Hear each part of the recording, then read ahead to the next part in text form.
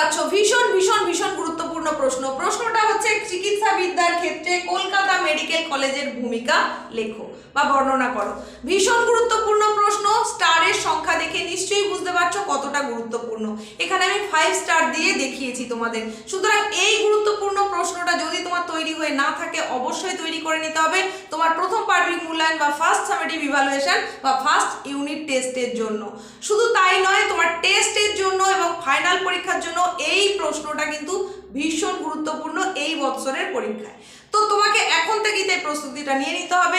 সামনেই যেহেতু তোমার পরীক্ষা, তাতে তো ভালো ফল করতেই পারবে। এই প্রশ্নটা যখন আসবে তুমি সুন্দর করে লিখতে পারবে। তাছাড়া একদম বোর্ড এক্সামে গিয়েও কিন্তু তখনকে তোমার এই প্রশ্নের উত্তরটা তৈরি হয়ে থাকবে, খুব সহজেই সেখানে তুমি লিখে আসতে পারবে।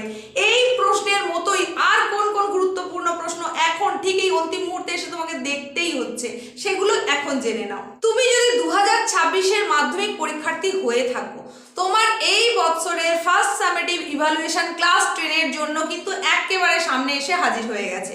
আর এই মুহূর্তে দাঁড়িয়ে তুমি কোন বিষয়ের কোন কোন প্রশ্ন রেডি করবে বুঝেই উঠতে পারছো না। তোমার সেই সমস্যার সমাধানের জন্যই হাজির হয়ে গেছি আমি, তোমাদের এসপি ম্যাম। আজকে তোমাদের প্রত্যেককে এই চ্যানেলে স্বাগত জানিয়ে শুরু করছি নতুন এক উপস্থাপনা। আজকের উপস্থাপনার বিষয়বস্তু হচ্ছে তোমার প্রথম পার্বিক মূল্যায়ন বা ফার্স্ট সামেটিভ ইভ্যালুয়েশন, যেটা ক্লাস 10-এ তুমি দিতে চলেছো মাত্র কয়েকদিনের মধ্যেই যেটা দেবে। সেখানে দশম শ্রেণীর ইতিহাস বিষয়ের সাজেশন নিয়ে চলে এসেছি। এই যে তোমার প্রথম পার্বিক মূল্যায়ন বা ফার্স্ট ইউনিট টেস্টের হিস্ট্রি যে কোশ্চেন, কোনগুলো তুমি করবে, কোনগুলো করতে হবেই, কি কি ধরনের প্রশ্ন থাকে, কোন কোন অধ্যায়ের ওপরে তোমার প্রশ্ন থাকবে, সেই সমস্ত তথ্য থাকছে এই উপস্থাপনায়। সুতরাং মনোযোগ সহকারে দেখে নাও। প্রথমেই তোমাকে যেটা জেনে নিতে হবে সেটা হচ্ছে সিলেবাসে কি রয়েছে, কোন কোন অধ্যায়ের ওপরে তোমার এই প্রথম পার্বিক মূল্যায়নটা হবে। এই প্রসঙ্গে বলি, তোমাদের মূলত প্রথম যে 3টে অধ্যায় রয়েছে সেই 3টে অধ্যায়ের ওপরে ফার্স্ট ইউনিট টেস্ট হওয়ার কথা। তবে সেটা হচ্ছে মধ্যশিক্ষা পর্ষদের নিয়ম অনুসারে। এটা যে তোমার স্কুল মানবেই সেটা নাও হতে পারে। তো যেহেতু পর্ষদের নিয়ম অনুসারে হচ্ছে, সেই জন্য আমি এই 3টে অধ্যায়ের ওপরে গুরুত্বপূর্ণ প্রশ্নগুলোর কথা তোমাদের বলবো, যেগুলো মূলত 2 মার্ক, 4 মার্ক এবং 8 মার্কের জন্য তোমাকে রেডি করতে হবে। তোমার সিলেবাস যদি এটাই হয়ে থাকে, মানে তোমার স্কুল থেকে যদি এই সিলেবাসের কথাই বলা হয়ে থাকে, তাহলে তো কোনো সমস্যাই নেই। তুমি এই অধ্যায়গুলোর ওপরেই গুরুত্বপূর্ণ প্রশ্নগুলো অবশ্যই রেডি করে নিও। জেনে নাও কোন কোন অধ্যায় তাহলে রয়েছে। এই যে 3টে অধ্যায় দেখতে পাচ্ছ, প্রথম অধ্যায় ইতিহাসের ধারণা, দ্বিতীয় অধ্যায় সংস্কার বৈশিষ্ট্য ও পর্যালোচনা এবং তৃতীয় অধ্যায় প্রতিরোধ ও বিদ্রোহ। এই 3টে অধ্যায়ের ওপরে বেস করে তোমার ফার্স্ট ইউনিট টেস্ট হচ্ছে বা প্রথম পার্বিক মূল্যায়ন হচ্ছে। এই যে 3টে অধ্যায়ের মধ্যে থেকে গুরুত্বপূর্ণ প্রশ্নগুলোই এখন তোমাদের জানাতে চলেছি, তাই প্রশ্নগুলো বুঝে নাও, প্রয়োজনে নোট ডাউন করে নাও। যদি তোমার প্রশ্নগুলো এখনো তৈরি না হয়ে থাকে তাহলে অবশ্যই তৈরি করে নেওয়ার চেষ্টা করো। এখন দেখে নাও প্রথম অধ্যায়ের গুরুত্বপূর্ণ প্রশ্ন। প্রথমেই চলে আসি প্রথম অধ্যায়ের গুরুত্বপূর্ণ 2 নম্বরের জন্য কোন প্রশ্নগুলো তৈরি করবে। এখন তোমাদেরকে 2 নম্বরে যে প্রশ্নগুলোর কথা বলবো সেগুলো মূলত কি, কাকে বলে, এই হিসেবে তোমরা রেডি করবে। শুনে নাও কোনগুলো, প্রয়োজনে অবশ্যই নোট ডাউন করে নাও। সামাজিক ইতিহাস, স্থানীয় ইতিহাস চর্চা, আঞ্চলিক ইতিহাস চর্চা, খেলাধুলার ইতিহাস, সামরিক ইতিহাস, শহরের ইতিহাস, পরিবেশের ইতিহাসের গুরুত্ব, পরিবেশের ইতিহাস, সরকারি নথিপত্র। এই যে প্রশ্নগুলোর কথা বললাম, এগুলো মূলত তাহলে কি এবং কাকে বলে এই ধরনের করে থাকবে। 2 নম্বরের এই প্রশ্নগুলো অবশ্যই এই অধ্যায় থেকে তোমাকে করতেই হবে। এই প্রসঙ্গে তোমাদের বলি, প্রথম অধ্যায় যে ইতিহাসের ধারণা, এখান থেকে তোমাদের 2 নম্বরের প্রশ্ন থাকবে, 4 নম্বরের প্রশ্ন থাকবে, 8 নম্বরের কোনো প্রশ্ন কিন্তু থাকবে না। তাই অবশ্যই 2-এর প্রশ্নের উপরে তোমাকে জোর তো দিতেই হচ্ছে, কারণ 2-এর এমন অনেক প্রশ্ন রয়েছে যেগুলো কিন্তু আবার 4-এ এসে যেতে পারে। বিগত বছরের বোর্ড এক্সামের ট্রেন্ড বলছে তোমাদের ইতিহাস বিষয়ের কোন প্রশ্ন যে কত নম্বরে আসবে এইভাবে পার্টিকুলার বলা যায় না। 2 নম্বরের যে প্রশ্নের কথা বলবো সেটা অনেক সময় 4-এ এসে যেতে পারে, 4-এর প্রশ্ন 8-এ এসে যেতে পারে, 8-এর বলা প্রশ্ন 4-এ এসে যেতে পারে। তাই ট্রেন্ড অনুযায়ী যদি তোমাকে ভালো নম্বর পেতে হয় তাহলে প্রত্যেকটা প্রশ্নকে একটা মাঝারি মানের করে নেওয়া উচিত। মানে যে যে প্রশ্নগুলোর কথা বলবো সেগুলোকে 4 নম্বরের মতন রেডি করো, তাহলে সেখান থেকে তুমি 8-এর মতো লিখতে পারবে। আবার যদি সেটা 8-এ আসে, সেখান থেকে যেমন করতে পারছো 4-এ এলে সেটাও অবশ্যই করতে পারছো, আবার 4-এর প্রশ্ন 2-এ এলেও তুমি করতে পারছো। সুতরাং তোমাকে এইভাবেই কিন্তু বেশি নম্বর পাওয়ার একটা ট্রিক্স বুঝে নিতে হবে। এখন জেনে নাও 2-এর জন্য আর কোন কোন প্রশ্ন করবে। অবশ্যই অতি গুরুত্বপূর্ণ প্রশ্ন হিসেবে যেটা তোমাকে করতেই হবে, মানে একদম ভিভিআই, ভেরি ভেরি ইম্পর্টেন্ট প্রশ্ন, সেটা হচ্ছে ব্রিটিশ সরকার কেন সোমপ্রকাশ পত্রের পত্রের প্রকাশ বন্ধ করে দিতে চেয়েছিল? অবশ্যই করতেই হবে। ভীষণ ভীষণ গুরুত্বপূর্ণ প্রশ্ন, তুমি চাইলে এটাকে 3 স্টার দিয়ে রাখতে পারো। এরপরের যে গুরুত্বপূর্ণ একটা প্রশ্নের কথা বলবো, এটাও ভীষণ গুরুত্বপূর্ণ, সেটা হচ্ছে পোশাক পরিচ্ছদ থেকে কিভাবে আমরা ইতিহাসের কথা জানতে পারি। ইম্পর্টেন্ট প্রশ্ন, অবশ্যই এটাকেও তুমি 2 স্টার দিয়ে রাখতে পারো। এই যে অধ্যায়টা ইতিহাসের ধারণা, এখান থেকে একটা পার্থক্য খুব ভালো করে দেখে রাখবে, সেটা হচ্ছে সংবাদপত্র এবং সামরিক পত্রের মধ্যে পার্থক্য। তাহলে এই পার্থক্যটা অবশ্যই দেখে রাখতে হচ্ছে। এই জায়গা থেকেই গুরুত্বপূর্ণ আরেকটা প্রশ্ন হচ্ছে, ইতিহাসের উপাদান হিসাবে সংবাদপত্রের গুরুত্ব আলোচনা করো। ভীষণ ভীষণ ভীষণ ইম্পর্টেন্ট প্রশ্ন। আর 2 নম্বরের প্রশ্ন হিসাবে আত্মজীবনী এবং স্মৃতিকথা বলতে কি বোঝো? আত্মজীবনী এবং স্মৃতিকথা বলতে কি বোঝো, এই প্রশ্নটা দেখে রাখবে। আবার এই প্রশ্নটাই কিছুটা এসে থাকে, অনেক সময় 4এও আসে 2এও আসে। প্রশ্নটা হচ্ছে, স্মৃতিকথা অথবা আত্মজীবনীকে কিভাবে আধুনিক ভারতের ইতিহাস চর্চার উপাদান রূপে ব্যবহার করা হয়? এটা 2এও আসতে পারে, 4এও অনেক সময় এসে থাকে। এই অধ্যায় থেকে 2 নম্বরের প্রশ্ন হিসেবে মাত্র আর কয়েকটা কথা বলবো। যেমন ভীষণ ইম্পর্টেন্ট আরেকটা প্রশ্ন হচ্ছে, ভারতের জাতীয়তাবাদের ইতিহাসে 1911 খ্রিস্টাব্দ গুরুত্বপূর্ণ কেন? এই প্রশ্নটাও কিন্তু 2-এ 4-এ 2 জায়গাতেই আসতে পারে, 2-এর মতন রেডি করলেও হবে।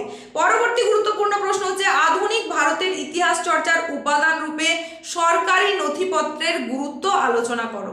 অবশ্যই এটাও তৈরি করতে হবে।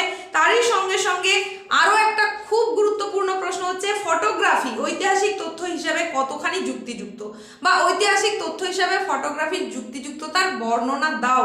এই প্রশ্নটাও ভীষণ গুরুত্বপূর্ণ। তারই সঙ্গে দেখে রাখবে, নিম্নবর্গীয় ইতিহাস চর্চা বলতে কি বোঝো? 2 জন নিম্নবর্গীয় ইতিহাস চর্চাবিদের নাম লেখো। এটাও একটা ইম্পর্টেন্ট প্রশ্ন। তারই সঙ্গে সঙ্গে দেখবে, আধুনিক ইতিহাসের উপাদানগুলি কি কি। তার সঙ্গে দেখতে হবে, ইতিহাসের উপাদান হিসাবে বঙ্গ দর্শনের গুরুত্ব আলোচনা করো। এই যে প্রশ্নগুলোর কথা বললাম, এগুলো মূলত 2 নম্বরের হিসাবে তোমরা তৈরি করবে। তবে বারবার যেটা বলছি, এর মধ্যে যে কোনো প্রশ্ন 4-এ এসে যাবে না এমনটা কিন্তু একেবারেই নয়, কারণ বিগত বৎসরগুলোতে এই রকমই হয়েছে। তো পরে আসছি, এরপরে যেটা সেটা হচ্ছে 4 নম্বরের প্রশ্ন। গুরুত্বপূর্ণ 4 নম্বরের প্রশ্ন কোথা থেকে? প্রথম অধ্যায় ইতিহাসের ধারণা থেকে। এখান থেকে 4 নম্বরের প্রশ্ন হিসাবে একেবারে গুটি কয়েকটার কথাই বলবো। তো টিকা হিসাবে বেশ কিছু একটু দেখে রাখবে। যেমন হচ্ছে নারী ইতিহাস, ভীষণ ভীষণ ভীষণ গুরুত্বপূর্ণ, তুমি ধরে নিতে পারো এসে গেছে। এই ফার্স্ট ইউনিট শুধু নয়, তোমার টেস্টের পরীক্ষায় এমনকি ফাইনাল পরীক্ষার জন্য এটা ভীষণ গুরুত্বপূর্ণ। নারী ইতিহাস এটা টিকা হিসাবে করবে। তার সঙ্গে করবে 70 বছরের আত্মজীবনী, বঙ্গদর্শন পত্রিকা, জীবনের ঝরাপাতা, জীবন স্মৃতি, এগুলো টিকা হিসাবে তোমরা করে রাখবে। আমি কিন্তু এদের মধ্যে কয়েকটা আবার 2-এও বলেছি। আর এরপরে যে গুরুত্বপূর্ণ করতেই হচ্ছে 4 নম্বরে, সেটা হচ্ছে ইতিহাসের তথ্য সংগ্রহে ইন্টারনেটের সুবিধা অসুবিধা বর্ণনা করো। ইতিহাসের তথ্য সংগ্রহে ইন্টারনেটের সুবিধা অসুবিধা বর্ণনা করো। ভীষণ ভীষণ ভীষণ গুরুত্বপূর্ণ। এটাকেও অবশ্যই তুমি 5 স্টার দিয়ে রাখতে পারো। এই প্রশ্নটা তোমাকে তৈরি করতেই হবে 4 নম্বরের মতো। তারই সঙ্গে করবে, ইন্দিরা গান্ধীকে লেখা পিতা জওহরলাল নেহেরুর চিঠির গুরুত্ব বর্ণনা করো। এটাও ভীষণ ইম্পর্টেন্ট, 3 স্টার দিয়ে রাখো। তারই সঙ্গে আরো 2টো প্রশ্ন একটু দেখে রাখবে, সেটা হচ্ছে বিজ্ঞান প্রযুক্তি ও চিকিৎসা বিদ্যার ইতিহাসের পরিচয় দাও। এটা একটু দেখে রাখবে। তারই সঙ্গে দেখবে, নতুন সামাজিক ইতিহাস সম্পর্কে সংক্ষেপে আলোচনা করো। এই যে নতুন সামাজিক ইতিহাস, এটা শুধু 2-এ আসতে পারে, নতুন সামাজিক ইতিহাস কি এটা বলতে পারে। আবার এই যে 8-এ যেটা বললাম, এটা 4-এও আসতে পারে। ব্যাস, তোমরা প্রথম অধ্যায় অর্থাৎ ইতিহাসের ধারণা অধ্যায় থেকে এই প্রশ্নগুলোই তৈরি করে নাও 2 এবং 4 মার্কের জন্য। এখানে তোমাদেরকে একটা তথ্য দিয়ে রাখি, এই যে অধ্যায়টা ইতিহাসের ধারণা, এখান থেকে তোমাদের ফাইনাল পরীক্ষাতেও কিন্তু 2 এবং 4-এর মানের প্রশ্নই থাকবে, 8-এর প্রশ্ন থাকবে না। সেখানে অবশ্যই থাকবে 2 নম্বরের একটা প্রশ্ন, 4 নম্বরের একটা প্রশ্ন থাকবেই।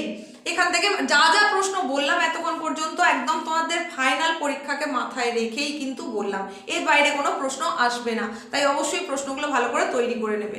চলে যাব দ্বিতীয় অধ্যায়, অর্থাৎ সংস্কার, বৈশিষ্ট্য ও পর্যালোচনা।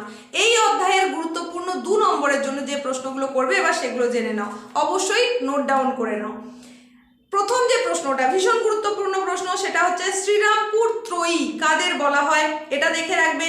তারপর দেখবে, কোম্পানির শিক্ষাক্ষেত্রে চুঁইয়ে পড়া নীতি বলতে কি বোঝো। পরের প্রশ্ন, ফোর্ট উইলিয়াম কলেজ প্রতিষ্ঠা হয়েছিল কেন।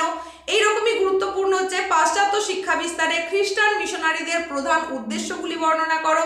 পরের প্রশ্ন হচ্ছে, নববেদান্তবাদ কি, এটা দেখবে। তারই সঙ্গে দেখে রাখবে, নীল দর্পণ নাটকটি গুরুত্বপূর্ণ কেন। বলছি, দ্বিতীয় অধ্যায় থেকে তোমাদের 2 নম্বরের প্রশ্ন দুটো থাকবে, ফাইনালের কথা বলছি, বোর্ড এক্সামের কথা, আর 4 নম্বরের যে প্রশ্ন সেটা থাকবে একটা। তাহলে 2 নম্বরের দুটো প্রশ্ন এবং 4 নম্বরের একটা প্রশ্ন এই দ্বিতীয় অধ্যায় থেকে থাকবেই, যেটা তোমার ফার্স্ট ইউনিটেরও কিন্তু সিলেবাস।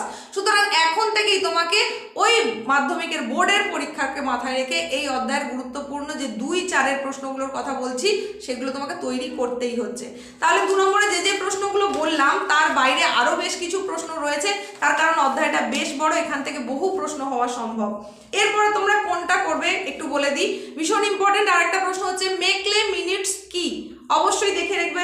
তারই সঙ্গে সঙ্গে দেখবে প্রাচ্য ও পাশ্চাত্য দ্বন্দ্ব বলতে কি বোঝো, তার সঙ্গে দেখতে হবে উডের নির্দেশনামার 2টি সুপারিশ উল্লেখ করো, স্কুল বুক সোসাইটি কেন প্রতিষ্ঠিত হয়, গুরুত্বপূর্ণ প্রশ্ন, অবশ্যই দেখতে হবে। হান্টার কমিশনের 2টি সুপারিশ, যেমন উডের নির্দেশনামার সুপারিশ করতে হবে তেমনি হান্টার কমিশনের 2টি সুপারিশ, এটা করবে। তারপর করবে 3 আইন কি, ব্রাহ্ম সমাজ কেন বিভাজিত হয়েছিল, ভীষণ ইম্পর্টেন্ট প্রশ্ন, অবশ্যই দেখবে। ডেভিড হেয়ার স্মরণীয় কেন, এটা দেখতে হবে 2 নম্বরের জন্য। মধুসূদন গুপ্ত স্মরণীয় কেন, বিজয় কৃষ্ণ গোস্বামী কেন স্মরণীয়, তারই সঙ্গে দেখবে কাদম্বিনী বসু গঙ্গোপাধ্যায় স্মরণীয় কেন, মানে এই যে নামগুলো বলছি এরা স্মরণীয় কেন, এটা করবে। এদের মধ্যে একটা কিন্তু অনেক সময় থেকে থাকে। পরের প্রশ্ন হচ্ছে 19 শতকের সমাজ সংস্কার আন্দোলনগুলির প্রধান লক্ষ্য বা মূল উদ্দেশ্যগুলি কি ছিল। তারপরের প্রশ্ন রামকৃষ্ণ মিশন প্রতিষ্ঠার উদ্দেশ্য কি ছিল। এরপরের গুরুত্বপূর্ণ প্রশ্ন হিসেবে যেটা দেখবে সেটা হচ্ছে নব্যবঙ্গ বা ইয়াং বেঙ্গল গোষ্ঠী কাদের বলা হতো, ভীষণ ইম্পর্টেন্ট প্রশ্ন, দেখে রাখতে হবে অবশ্যই। তারই সঙ্গে দেখবে নববিধান কি, আর উডের ডেসপ্যাচ সে তো আগেই বলেছি, উডের ডেসপ্যাচ বলতে কি বোঝো এটা একটু দেখে নেবে। ডিরোজিও বিখ্যাত কেন, বাংলার নবজাগরণ বলতে কি বোঝো। ভারতবর্ষীয় ব্রাহ্ম সমাজ কিভাবে বিভক্ত হলো বা বিভক্ত হলো কেন, এই প্রশ্নটাও দেখে রাখবে। তার সঙ্গে দেখতে হবে সমাজ সংস্কারে নব্যবঙ্গদের ভূমিকা কি ছিল, এই প্রশ্নটাও অবশ্যই দেখে রাখবে। তাহলে 2 নম্বরের জন্য এই প্রশ্নগুলো রেডি করলেই হবে। চলে আসবো গুরুত্বপূর্ণ 4 নম্বরের প্রশ্নে, ভীষণ ভীষণ ভীষণ গুরুত্বপূর্ণ যে প্রশ্নটা ভিডিও শুরুতেই তোমাদের বলেছিলাম 4-এর মতন করে তোমরা তৈরি করবে, এটা কিন্তু অনেক সময় 8-এও এসে থাকে। প্রশ্নটা হচ্ছে চিকিৎসাবিদ্যার ক্ষেত্রে কলকাতা মেডিকেল কলেজের ভূমিকা বর্ণনা করো, ভীষণ ভীষণ ভীষণ গুরুত্বপূর্ণ প্রশ্ন, তাই অবশ্যই রেডি করতেই হবে। আশা করি এতদিনে তোমাদের তৈরি হয়ে গেছে, যদি না হয়ে থাকে অবশ্যই তৈরি করে নিও। নেক্সট গুরুত্বপূর্ণ এরকমই একটা প্রশ্ন হচ্ছে পাশ্চাত্য শিক্ষা বিস্তারে ডেভিড হেয়ারের উদ্যোগ সম্পর্কে লেখো, বা বলতে পারে পাশ্চাত্য শিক্ষা বিস্তারে রাজা রামমোহন রায়ের ভূমিকা লেখো, এই দুটোর মধ্যে একটা কিন্তু থাকেই। নেক্সট প্রশ্ন হচ্ছে বাংলার নবজাগরণ বলতে কি বোঝো, এই নবজাগরণের সীমাবদ্ধতা সম্পর্কে যা জানো লেখো, এই প্রশ্নটা দেখতে হচ্ছে। তারই সঙ্গে দেখবে 19 শতকে বাংলার নারী শিক্ষা বিস্তারে রাজা রাধাকান্ত দেবের ভূমিকা, এটা কিন্তু 4-এও এসে থাকে 8-এও এসে থাকে, নারী শিক্ষা বিস্তারে রাধাকান্ত দেবের ভূমিকা 4 অথবা 8-এ এসে থাকে। আর দেখতে হবে স্বামী বিবেকানন্দের ধর্ম সংস্কার, এটা সম্পর্কে একটু দেখে রাখবে।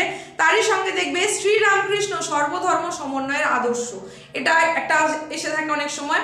তাছাড়া দেখবে এশিয়াটিক সোসাইটির গুরুত্ব, বামাবোধিনী পত্রিকার গুরুত্ব। ব্যাস 4 নম্বরের জন্য এই প্রশ্নগুলোই করে নাও। চলে আসছি 8 নম্বরের গুরুত্বপূর্ণ প্রশ্নে। তবে 8 নম্বরের গুরুত্বপূর্ণ প্রশ্নে যাওয়ার আগে বলি, চ্যানেলে যদি তুমি প্রথম এসে থাকো অবশ্যই এখনই সাবস্ক্রাইব করো আর পাশে থাকা বেল আইকনটাকে অল করে দাও এই ধরনের গুরুত্বপূর্ণ সাজেশন বা ক্লাস পেতে। এখন দেখে নাও গুরুত্বপূর্ণ 8 নম্বরের জন্য কোনগুলো করতে হবে। অবশ্যই করতে হবে শিক্ষা বিস্তারে প্রাচ্যবাদী ও পাশ্চাত্যবাদী বিতর্ক কি, উচ্চশিক্ষার বিকাশে কলকাতা বিশ্ববিদ্যালয়ের ভূমিকা, ভীষণ ভীষণ ভীষণ গুরুত্বপূর্ণ। আর একটা প্রশ্ন করতে হবে 8 নম্বরের জন্য, সেটা হচ্ছে 19 শতকে বাংলা সমাজ সংস্কার আন্দোলনে ব্রাহ্ম সমাজগুলি কিরূপ ভূমিকা নিয়েছিল, 8 নম্বরের জন্য এই প্রশ্নটাও অবশ্যই দেখবে। তারই সঙ্গে দেখবে নারী শিক্ষার প্রসারে ঈশ্বরচন্দ্র বিদ্যাসাগরের অবদান, আর করবে বিধবা বিবাহ আন্দোলনে বিদ্যাসাগরের অবদান বা সফলতা, এটা দেখবে। তার সঙ্গে দেখতে হবে সতীদাহ প্রথা বিরোধী আন্দোলনে রাজা রামমোহন রায়ের সাফল্যমণ্ডিত হওয়ার কারণ বা কিভাবে সাফল্যমণ্ডিত হন, এই ভূমিকাটা দেখে রাখতে হবে। তারই সঙ্গে দেখবে 19 শতকে বাংলা ধর্ম সংস্কার আন্দোলনে রামকৃষ্ণ দেবের ভূমিকা, ধর্ম সংস্কার আন্দোলনে রামকৃষ্ণ দেবের ভূমিকা। লাস্ট 8 নম্বরের প্রশ্ন হিসেবে যেটার কথা বলবো সেটা হচ্ছে হুতুম প্যাঁচার নকশা গ্রন্থ থেকে 19 শতকের বাংলা সমাজের কি প্রতিফলন পাওয়া যায়, এইটা কিন্তু অনেক সময় এসে থাকে, বহু স্কুলে প্রশ্নটা দিয়ে থাকে, তাই অবশ্যই গুরুত্ব বুঝে প্রশ্নটা তৈরি করে নিতে হবে। 8 নম্বরের প্রশ্নের কথা এটা বললাম। চলে আসছি আমরা একেবারে শেষ, তোমাদের ফার্স্ট ইউনিটের জন্য যে অধ্যায় রয়েছে, তৃতীয় অধ্যায়, অর্থাৎ প্রতিরোধ ও বিদ্রোহ। এই অধ্যায়ের গুরুত্বপূর্ণ প্রশ্নে চলে যাবে। তবে তার আগে বলি, যেমন তোমাদের বললাম প্রথম অধ্যায়ে 2 নম্বরের প্রশ্ন একটা থাকেই, আর তার সঙ্গে 4 নম্বরের প্রশ্ন একটা থাকে, 8 নম্বরের প্রশ্ন থাকে না। তেমনিই বললাম দ্বিতীয় অধ্যায়ে 2 নম্বরের প্রশ্ন থাকে দুটো, 4 নম্বরের প্রশ্ন থাকে একটা, সবটাই কিন্তু বলছি বোর্ড এক্সামের কথা। আর এই তৃতীয় অধ্যায় থেকে কি থাকে, এখান থেকেও থাকে 2 নম্বরের দুটো প্রশ্ন এবং 4 নম্বরের একটা প্রশ্ন থাকেই। আর একটা 8 নম্বরের প্রশ্ন, যেটা তোমার থাকবেই, একটা প্রশ্ন থাকবেই, সেটা হচ্ছে 2, 3 আর 4 মিলিয়ে, দ্বিতীয়, তৃতীয় এবং চতুর্থ অধ্যায় মিলিয়ে 8 নম্বরের একটা প্রশ্ন থাকবেই। যেহেতু তোমাদের এইবারের সিলেবাসে 4 নম্বর অধ্যায়টা নেই, তাই সেটার কথা বলছি না। তাই দ্বিতীয় এবং তৃতীয় অধ্যায়টা কিন্তু ভীষণ গুরুত্বপূর্ণ। এখানে 4-এর প্রশ্নও থাকছে, 2-এর প্রশ্নও থাকছে, 8-এর প্রশ্নও থাকছে। তাই এই দুটো অধ্যায়ের ওপরে কিন্তু সব থেকে বেশি জোর তোমাকে দিতে হবে। চলে যাব তৃতীয় অধ্যায়ের জন্য গুরুত্বপূর্ণ 2 মার্কের প্রশ্নগুলো তোমাদের জানিয়ে দিই। এখানেও 2 নম্বরের জন্য তোমরা কি কাকে বলে হিসেবে কয়েকটা করবে, যেমন বিপ্লব বলতে কি বোঝো এটা করবে, তার সঙ্গে বিদ্রোহ বলতে কি বোঝো এটা করবে। এই রকমই গুরুত্বপূর্ণ হচ্ছে চুয়ার বিদ্রোহের গুরুত্ব কি ছিল, কোল বিদ্রোহের কারণ উল্লেখ করো, সন্ন্যাসী ফকির বিদ্রোহ ব্যর্থ হলো কেন, তিতু মিয়া কেন স্মরণীয়, অবশ্যই দেখতে হবে। তার সঙ্গে দেখতে হবে দুদু মিয়া স্মরণীয় কেন। এই রকমই গুরুত্বপূর্ণ হচ্ছে কোল বিদ্রোহের কারণ কি। তো এই যে বিভিন্ন রকম বিদ্রোহের কথা বলছি, যদি তুমি এখান থেকে যাই প্রশ্নই আসুক কমন পেতে যদি চাও, তাহলে অবশ্যই তোমাকে যেটা করতে হবে সেটা হচ্ছে প্রত্যেকটা বিদ্রোহ কোথায় হয়েছিল, মানে বিদ্রোহের স্থান এবং তার একজন করে নেতার নাম অবশ্যই দেখে রাখতে হবে। কারণ এখান থেকে এমসিকিউ প্রশ্ন আসতে পারে, এসএকিউ প্রশ্ন আসতে পারে, 2 নম্বরের প্রশ্ন আসতে পারে। তাই যে কোনো বিদ্রোহের কথাই হোক না কেন, সেই বিদ্রোহ কোথায় সংগঠিত হয়েছিল, তার একজন নেতার নাম অবশ্যই তোমাকে দেখে রাখতে হবে।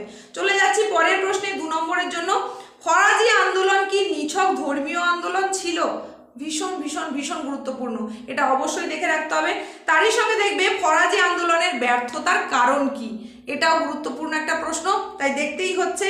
চলে যাচ্ছি পরের প্রশ্নে, নীল বিদ্রোহে খ্রিস্টান মিশনারিদের ভূমিকা কি ছিল, নীল বিদ্রোহে হরিশ্চন্দ্র মুখোপাধ্যায়ের ভূমিকা কি ছিল, দাদন প্রথা কি, মানে এগুলো মূলত ওই 2 নম্বরের মতন টিকার মতন একটু করে রাখবে।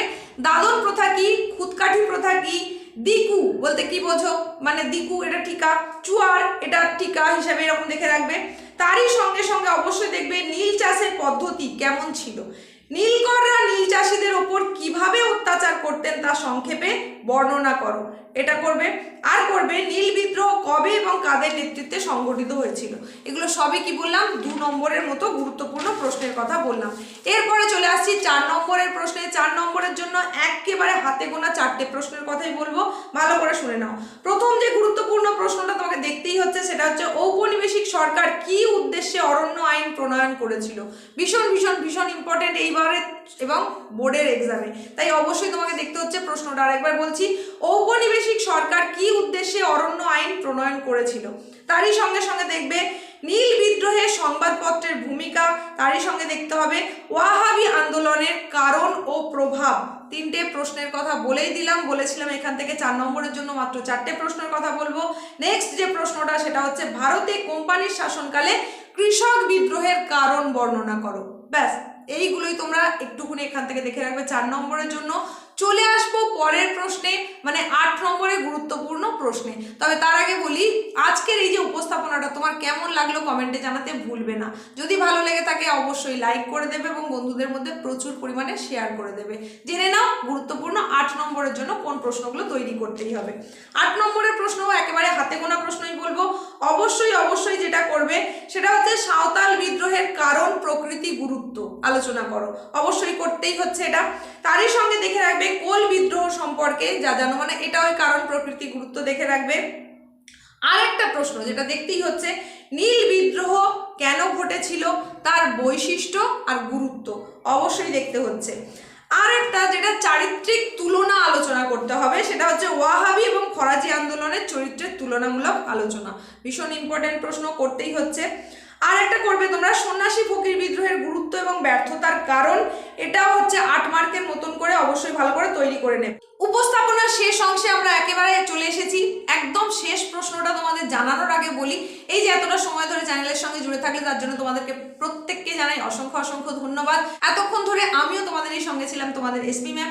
তোমাদের জন্য বাংলা, ভূগোল এবং জীবন বিজ্ঞানের সাজেশন অলরেডি কিন্তু চ্যানেলে আপলোড হয়ে গেছে। এই যে বিভিন্ন বিষয়ের সাজেশনগুলো আপলোড হয়ে গেছে, সেগুলো যদি তোমরা এখনো না দেখে থাকো অবশ্যই দেখে নেবে। আজকের ভিডিও ডেসক্রিপশন বক্সেও লিঙ্ক পেয়ে যাবে, সেখান থেকেও দেখে নিতে পারো। বাকি সমস্ত সাবজেক্টের সাজেশনগুলো পাওয়ার জন্য চ্যানেলে নিয়মিত চোখ রাখো, খুব তাড়াতাড়ি সেগুলো তোমাদের জন্য আসতে চলেছে। একেবারে শেষ প্রশ্নটা তোমাদের জানিয়ে দিই, আর তার সঙ্গে শেষ করব আজকের এই উপস্থাপনা। প্রত্যেকের সুস্থতা কামনা করলাম, আর শেষ প্রশ্নটা জানিয়ে দিচ্ছি। শেষ প্রশ্ন হচ্ছে 19 শতকের চুয়ার বিদ্রোহের প্রকৃত কারণ বর্ণনা করো।